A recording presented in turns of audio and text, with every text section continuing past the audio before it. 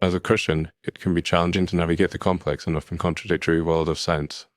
While science has made tremendous progress in understanding the natural world, many Christians have legitimate concerns about the trustworthiness of scientists.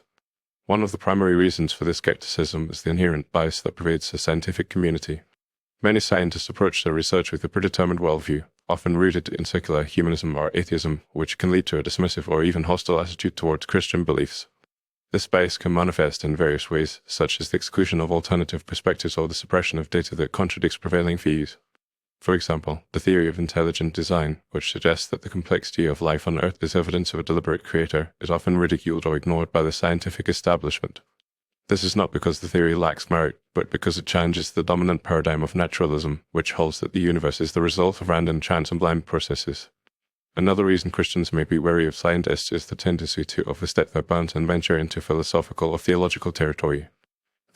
Science is a powerful tool for understanding the natural world, but it is not equipped to address questions of ultimate meaning or purpose. When scientists attempt to do so, they often rely on unproven assumptions or ideologies that are fundamentally at odds with Christian teachings. The late evolutionary biologist Stephen Jay Gould, for instance, argued that science and religion are non-overlapping magisteria, but this convenient dichotomy is not always respected in practice.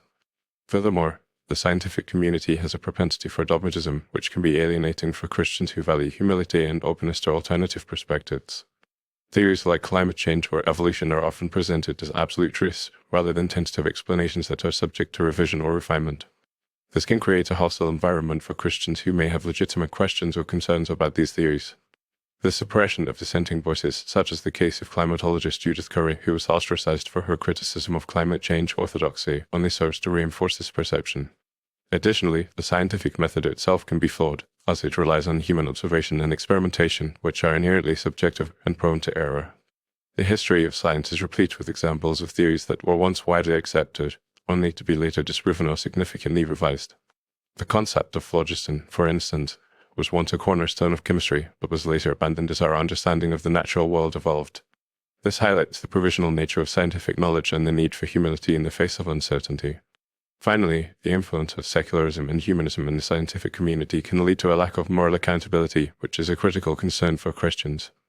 When scientists are not guided by a transcendent moral framework, they may be more likely to prioritize personal gain or professional advancement over ethical considerations. The infamous Tuskegee syphilis experiment, in which African-American men were deliberately infected with syphilis without their consent, is a chilling example of the consequences of unchecked scientific hubris. In conclusion, as a Christian, it is reasonable to approach the scientific community with a healthy dose of skepticism.